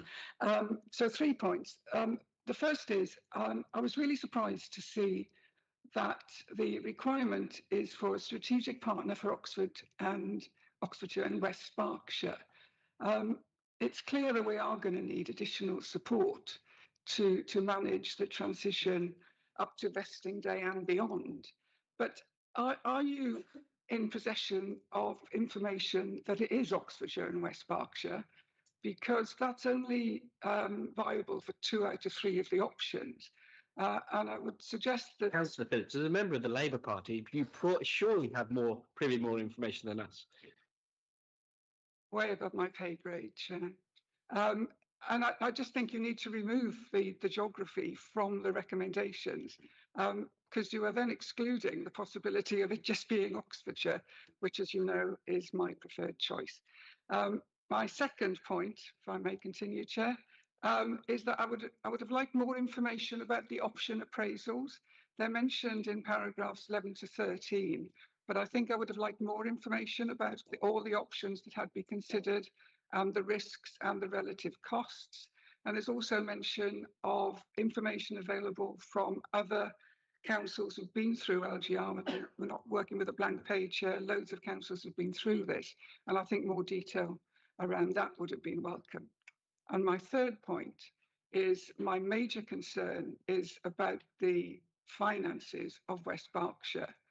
If either options 2 or 3 are what the central government is minded to support, then I think we as Oxfordshire need to make sure that Oxfordshire residents do not pay off West Berkshire's debts. From April 2026, they received central government support of over £30 million, and this is the second package that they've received. And it's absolutely vital that Oxfordshire residents do not pay off West Berkshire's debts. Councillor Phillips, you make some very insightful points. I hope you have the direct line of Steve Reed and can let him know your views on that. I entirely endorse them. Okay, so we'll take those points on board. Thank you so much for that. Okay, so the this paper and talking. We should probably remove West Berkshire, should we? So I think that what we have proposed before is that we have put West Berkshire either in brackets or as subject to, because obviously we don't know what the decision is, so we don't know whether they will be included or not. So I think we would want to probably amend the recommendation slightly just for that clarity. In addition, I think there was another point that I think maybe Councillor Leffman wanted to raise. Yes, just to note that the memorandum of understanding is only valid until the minded to decision is made, and since we're expecting that to be made tomorrow, I'm wondering whether it's appropriate we should keep that in this recommendation. Perhaps we should strike that as well. I do absolutely agree with what Councillor Phillips has said, by the way, being totally in favour of the single unitary authority, but we'll have to wait and see what government decides tomorrow. But I do agree that actually we perhaps should put West Berkshire into brackets, and I would suggest that we probably need to take out the reference to the 80-20 agreement as well. Very good points, Councillor Fawcett. Yeah, I mean, I read this as a sort of permissive recommendation. At the moment, West Berkshire, as far as we know, could be in scope, and it therefore is sensible to have a recommendation that includes it. If we get an announcement that then excludes West Berkshire, then naturally it falls, and we won't be spending money on anything to do with West Berkshire. Yeah, I agree, but I think it's probably pertinent. Brackets is probably fine, isn't it? Yeah. So just to introduce this, well, I haven't introduced it yet, so we can start talking about it. We're entering into a period of LGR, which requires a safe and legal compliant transition to a new unitary arrangement, and we're also creating an opportunity to reshape how public services are delivered across the county and neighbouring area. The proposed procurement of a strategic partner is intended to support both the statutory transition and the wider transformation needed to deliver high-performing, financially sustainable councils and better outcomes for residents. So that's what this paper is. Councillor Epps, you wanted to. So who's going to? Councillor Leffman, you're going to second this, are you? I'll propose it. Yes, but I would like to see a change to the recommendation, removal of the reference to the 80-20 split. Yeah. Okay, that's this. Yeah. And is this? That's that one. Okay. Councillor Epps. Yes, Chair. I mean, at the risk of being seen as pedantic, I was going to suggest square brackets around the words and West Berkshire. But as a supporter, as with Councillor Phillips, I'm glad to hear as of the only viable version of LGR to deliver value for money and that meets the government's own criteria. I think it's absolutely clear that we should be referring here principally to Oxfordshire, and I'm sure the Secretary of State will understand that the One Oxfordshire case is by far the strongest. I do also note in passing Councillor Phillips's comments about the finances of West Berkshire, and I'm sure those who may support a Ridgeway Council will have heard what she says and noted it accordingly. The work experience students are going to be kicking themselves to have missed out on the square bracket debate, aren't they? Okay, yes, so there's other bits in this recommendation B about the 80-20% agreement of costs. That hasn't actually been agreed yet, so we shouldn't preempt that debate and just sign up to that funding. So we'll change recommendation B. Is there any other debate? No. Good. Where do we settle? Square or normal brackets? I'm easy on brackets. Yes. Neil's easy. I'm going to go with normal brackets for this, please. So the Cabinet is recommended to A, approve the commencement of a procurement exercise to appoint a strategic partner to support the delivery of local government reorganisation across the Oxfordshire and brackets West Berkshire councils involved in close bracket councils involved in scope, supporting both the statutory transition to new unitary arrangements and wider transformation objectives across the system. A new B is to approve the commencement of a procurement on the basis of an estimated contract value in the region of £3 million, with the contract expected to commence in September 2026 and run until March 2029 or 12 months following vesting day, whichever is later. The proposed costs will be tested and refined through the procurement process, with the final costs confirmed prior to contract award. Costs will be shared in accordance with the cost-sharing arrangements between the councils involved in the scope of local government reorganisation for relevant LGR-related work. C, delegate authority to the Chief Executive in his capacity as LGR, Oxfordshire and West Berkshire. Now, that's already in brackets, so it'll have to be double bracket. System implementation team leader following completion of the procurement process and subject to all required approvals to take all necessary steps to award and enter into the contract, provided that the final arrangement remains within contract value and duration parameters set out in this report. Any proposed arrangement outside these parameters would be reported back to Cabinet for approval. And everyone's still watching, it's legal requirement for me to read all these things out. So, are we agreed? I don't know if you're picking this up on my microphone, but Neil couldn't be more enthusiastic. Okay, so that's that pass. 15, Treasury Management Annual Performance Report. Councillor Levy, are you prepared to propose this? Thank you. I still think the square brackets would have made a big difference to that last item. This is the Treasury Management Annual Performance Report for 25-26. Which has been prepared in accordance with the SIPFA Code of Practice on Treasury Management.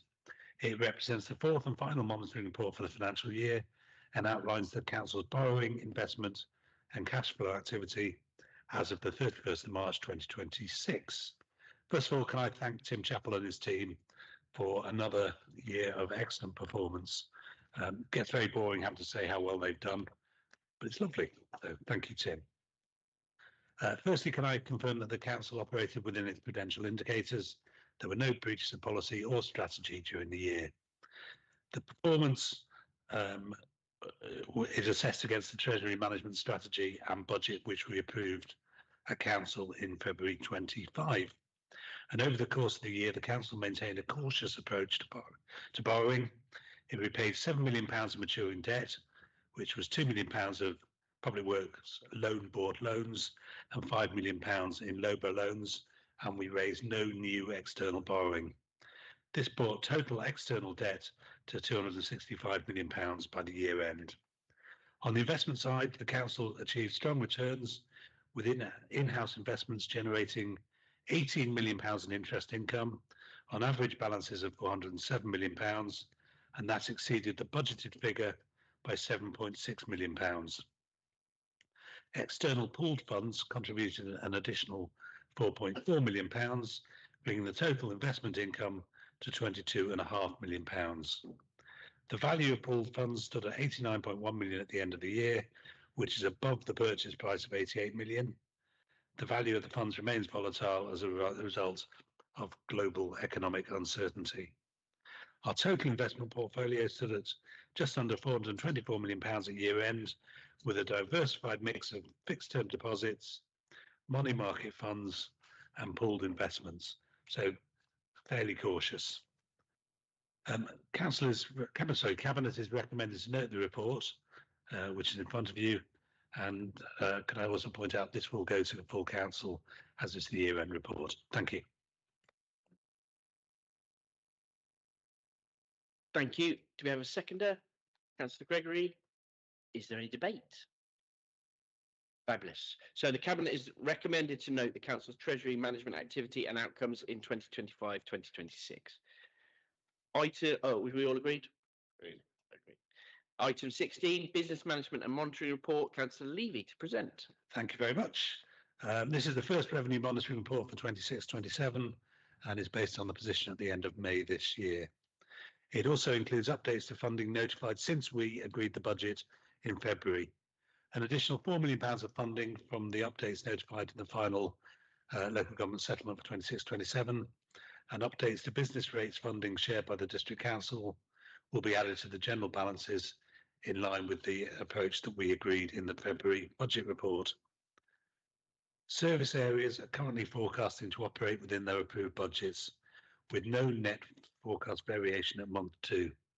That, I hope, is what you would expect in the first month of the year. However, there are risks being actively monitored, particularly in adults and children's services, highways maintenance, the delivery of cross-cutting savings and ongoing pay negotiations. The report also notes that the 26-27 budget includes £42.7 million of inflation and demand pressures, £2.9 million of investments and £15 million of savings. Delivery of these savings will remain a key focus throughout the year, and given the reduction in money from the government that we've talked about a great deal, the £24 million of grant reduction, clearly delivery of savings is particularly important. Cabinet has also recommended to approve the establishment of a new commercial income risk reserve, which will help manage fluctuations in commercial income streams, and to improve a new highways fee relating to changes to temporary traffic regulation orders and notices. So in summary, the Council starts the year from a balanced position, but the financial environment remains challenging. Continued strong budget management, delivery of savings and careful monitoring of risks will be absolutely essential to maintain financial resilience through 26-27 and beyond, regardless of how local government reform pans out. Absolutely. Thank you, Councillor Lee. Do we have a seconder? Councillor Gregory, thank you. Is there any debate on this item? No, in which case the Cabinet is recommended to A, note the report and appendices, B, note the increases to funding following the final statement, paragraph 21, C, approve the resulting contribution to general balances of £4 million, paragraph 36, D, approve the creation of an earmarked reserve to manage fluctuations in commercial income, paragraph 35, E, approve the new highways fees and charges commencing on the 1st of August 2026, paragraph 38, appendix 5. Do we all agree? Great. Thank you very much. Item 17, the Budget and Business Planning Report. Councillor Levy to present. Thank you once again, Leader. 27-28 is expected to be the last budget set by this Council, with new unitary arrangements expected to be in place from the 1st of April 28. This report explains the starting point for the Council's budget for 27-28, as well as the wider medium-term planning position that will inform the budgets for the new council or councils. The ongoing impact of the Fair Funding Review 2.0 and the business rates reset reduce government funding over the medium term. That means the council needs to make savings of at least £15.5 million in 27-28, rising to £22 million in 28-29, as well as delivering all the existing savings we've committed to. More savings will be required if inflation in the wider economy or demand for the council services or other risks explained in the report increase the council's costs beyond our existing assumptions. And I think it's worth saying that we've had a good example over the last 6 months of the sort of things that can come and make that so important with the war in the Gulf, meaning that inflation has gone up. Draft budget proposals will be published later in the autumn. Cabinet will propose their budget on the 26th of January 27. Council will meet to consider and agree the budget, medium-term financial strategy and the capital investment strategy on the 9th of February 27. Plans for engagement and consultation include focus groups in early autumn, followed by formal consultation on the substance of the 27-28 budget. The outputs will be shared with Performance and Corporate Services Overview Corporate Services Overview and Scrutiny Committee and Cabinet for their consideration. I hope it's worth noting that because we've had the 3-year settlement, it may be possible to do things slightly earlier than we have done in previous years, should that be what the chair of the relevant Scrutiny Committee wants to happen. Cabinet is asked to note the report, approve a 5-year medium-term financial strategy to 2031-32 and a 10-year capital programme to 36-37, and note the requirement to set a sustainable balanced budget for 27-28. Thank you. Thank you, Councillor Levy. Do we have a seconder? Councillor Gregory, thank you so much. So the Cabinet, do we have any discussion on that? Oh, great. The Cabinet is recommended to A, note the report and the starting point for the 27-28 budget. B, approve a 5-year period for the medium-term financial strategy to 2031-32 and 10-year period for the capital programme to 2036-37. C, note the high-level timetable for the budget process, and D, note the requirement for the council to set up a sustainable balanced budget for 27-28, which shows how income will be equal spending plans. How income will equal spending plans. So I do apologise. Are we in agreement? Fabulous. Right, we're on to item 18, which is a capital programme monitoring report. Councillor Levy, you again.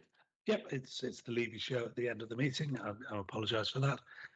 This is the capital programme update. It's the first one for 26-27 and covers the position at the end of May. The report sets out progress across the Council's major capital investment programmes, including infrastructure, school expansion, highways maintenance and property decarbonisation initiatives. The forecast capital expenditure for 26-27 now stands at £463 million, an increase of £36 million from the approved programme, and that reflects updated delivery profiles, budget approvals and funding changes. Key changes include the release of £4 million from corporate resources approved by Council in February 26 to support a 2-year programme of drainage infrastructure improvements and enhanced gully cleansing, which you will recall was triggered by the annual gully clearing, showing that some of our gullies were in an appalling state after 20 years of neglect. The report also includes the addition of £1.4 million development budget for the Didcot Valley Park Send School, an increase in the school condition allocation to £4.6 million, and the addition of £11.3 million Send High Needs capital allocation to support the Send reform requirements. I was pleased to approve funding arrangements last week relating to Farringdon Community College and Grove Primary, among many other things, and I'll be delighted to see the Shores Green Junction on the A40 open at the end of this week. It is always good to be able to highlight just how important our capital programme is and what good things we can deliver. The largest movement within the programme relates to the acquisition of Castle Quarter, which has increased the property strategy budget by £35.3 million. Other budget movements primarily reflect the reprofiling of expenditure from previous years or revisions to project delivery schedules. Cabinet is asked to note the current monitoring position, approve the proposed additions to the capital programme, which I'm sorry to say, Lady, you're going to have to read out in a minute, and agree the associated funding updates. Thank you. Thank you very much, Councillor Levy. Councillor Gregory, are you happy to second this? Okay, we'll go open debate. Councillor Fawcett. I just find Councillor Levy undersells these reports a little bit, maybe because it's late in the meeting, but I think it is worth noting there's a huge amount of capital delivery going on under this administration. I think I'm right in saying the highest rate of investment in our county ever. And just looking at the report, it's worth looking particularly at paragraphs 20 through to 23, I think, where it outlines how we're investing in Wood Green School, Witney, Marlborough School, Woodstock, St Nicholas School, Wallingford, Fir Tree at Wallingford, Hayford Park School, and Orchard Meadow Primary School in Oxford, Farringdon Community College, Mabel Pritchard Special School, Bishopswood at Sunning Common, Grove Church of England Primary School, Tetsworth Primary School, North Hinksey Church of England Primary School, William Fletcher Primary School in Yarnton, some foundation stage investment in Cropready, replacing temporary classrooms in Chinner, a number of SEND bases, Warriner at Bloxham, St Joseph's Roman Catholic Primary School at Tame, apologies Councillor Gregory for stealing your thunder, and new SEND school at Great Western Park in Didcot, apologies Councillor Fletcher for stealing your thunder on that one. We really are doing really well at delivering. There was a comment earlier about how Oxfordshire has the largest amount of Section 106 money sitting in our balances.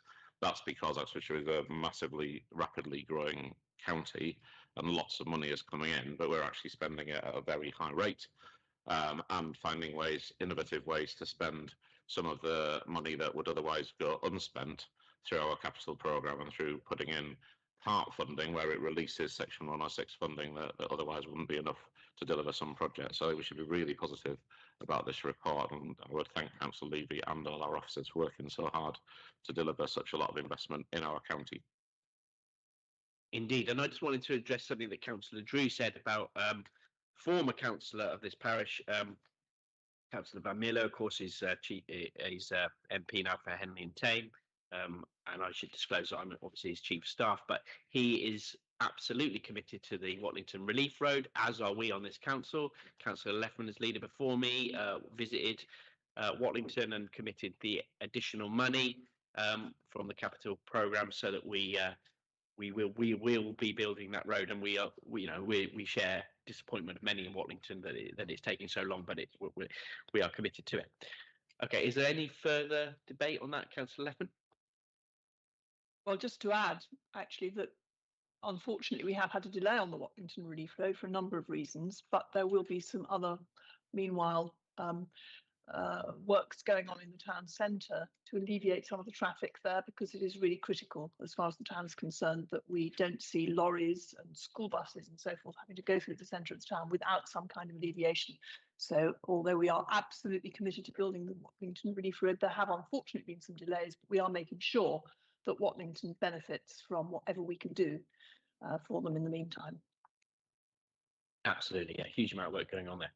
Okay, so in which case if there's no further debate, the Cabinet is recommended to Capital Programme A, note the capital monitoring position for 26-27 set out in this report and summarised in Annex 1.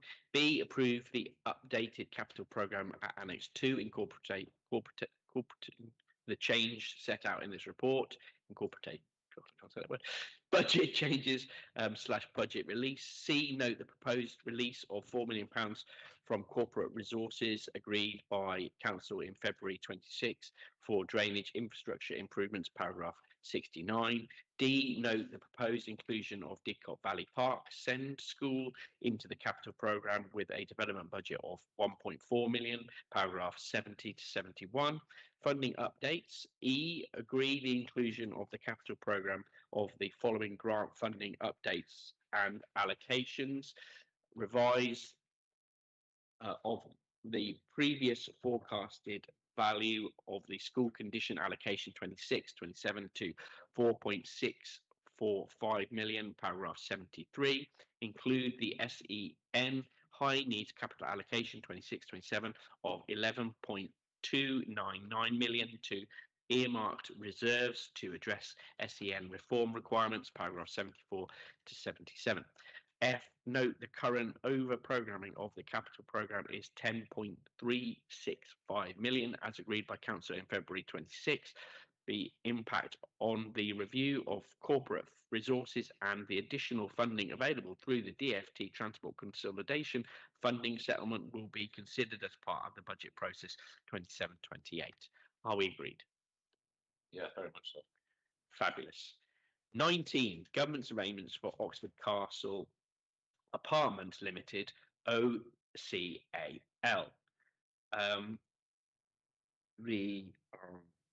This is fine, isn't it? I'm not going into it. Fine. This is fine. Okay, great. Councillor Levy to present. Thank you, Leader.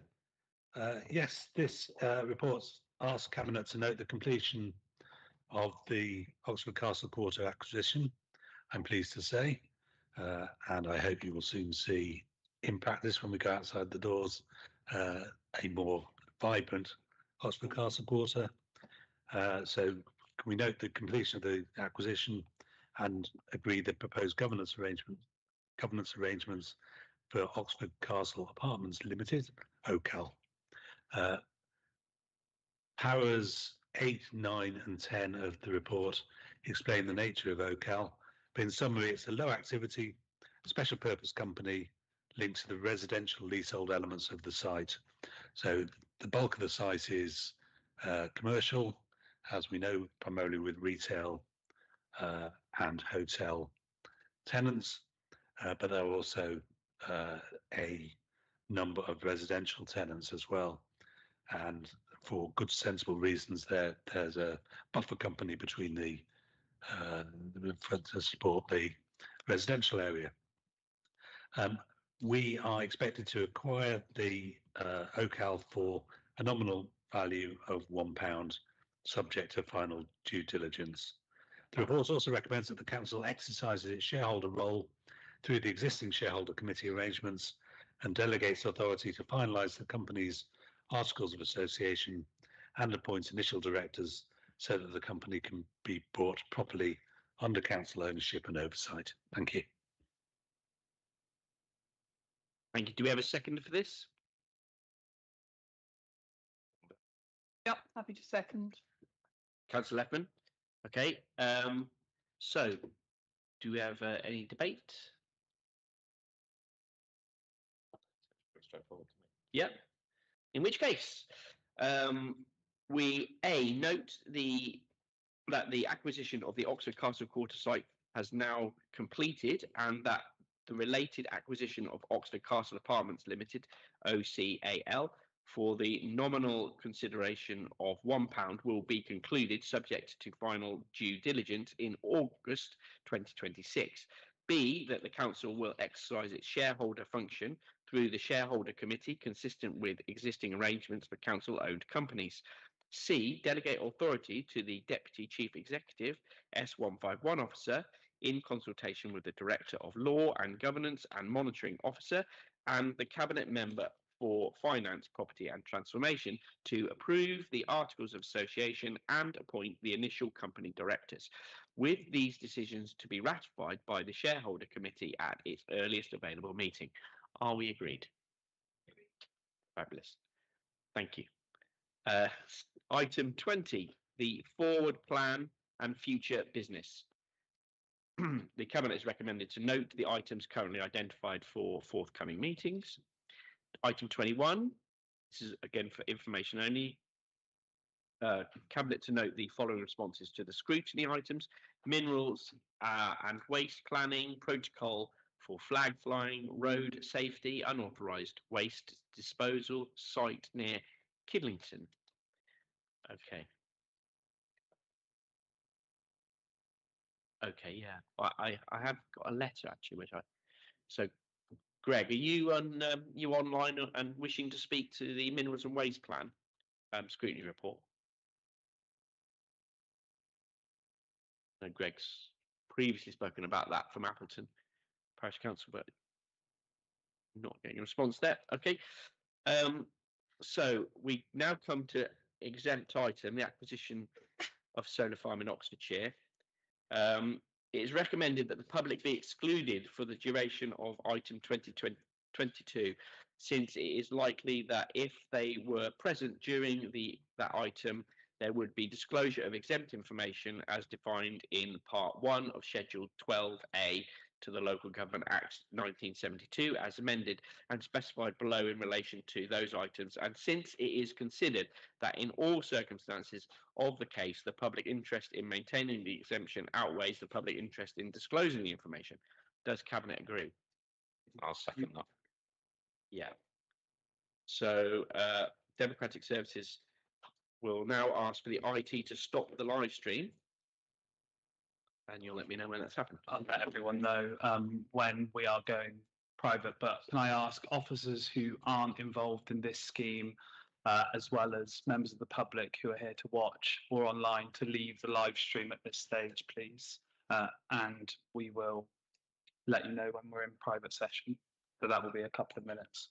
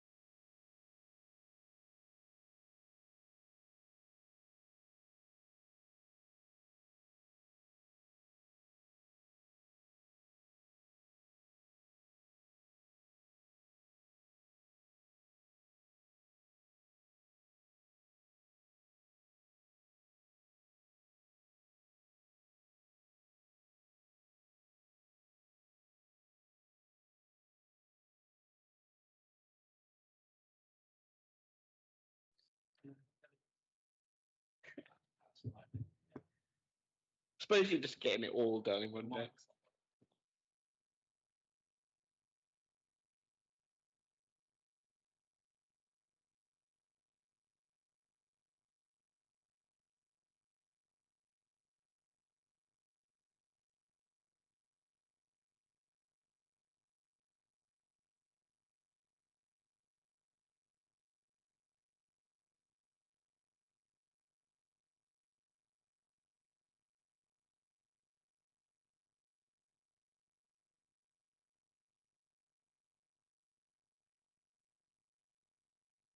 Okay, welcome back to our online viewers. We've discussed this item and the Cabinet is recommended to agree to the acquisition of the solar farm on the terms set out in Appendix 1. B, delegate authority to the Deputy Chief Executive and Section 151 officer in consultation with the Cabinet Member for Environment and Economy, the Cabinet Member for Finance, Property and Transformation to negotiate and agree the final acquisition terms, which will be substantially in accordance with the details set out in exempt Appendix 1. C, delegate authority to the Deputy Chief Executive and Section 151 officer in consultation with the Director of Property and Assets and the Director of Law and Governance and Monitoring Officer to conclude negotiations and complete all necessary legal documentation subject to the completion of all due diligence exercises to implement the acquisition. And D, note the outcome of the due diligence and contract terms will be shared with Performance Scrutiny and Cabinet ahead of confirming the contract terms. Are we all in agreement? Great. Fabulous. We now have, or might have, solar farm. Good. Thank you.